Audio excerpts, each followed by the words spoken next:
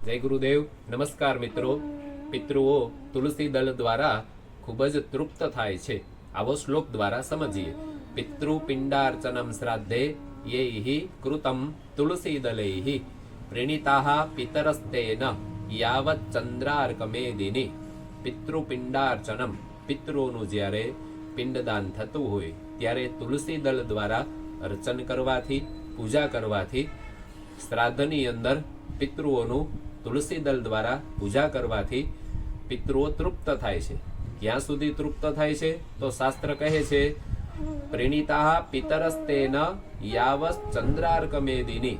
જ્યાં સુધી ચંદ્ર, સૂર્ય, મેદિની એટલે પૃથ્વી છે ત્યાં સુધી આપણા પિતૃઓ તૃપ્ત રહે છે અને શ્રી હરિના ધામમાં બિરાજમાન રહે છે. માટે અવશ્ય પિંડદાન સમયે, શ્રાદ્ધ સમયે તુલસી દળથી પિતૃઓની પૂજા કરવી જોઈએ.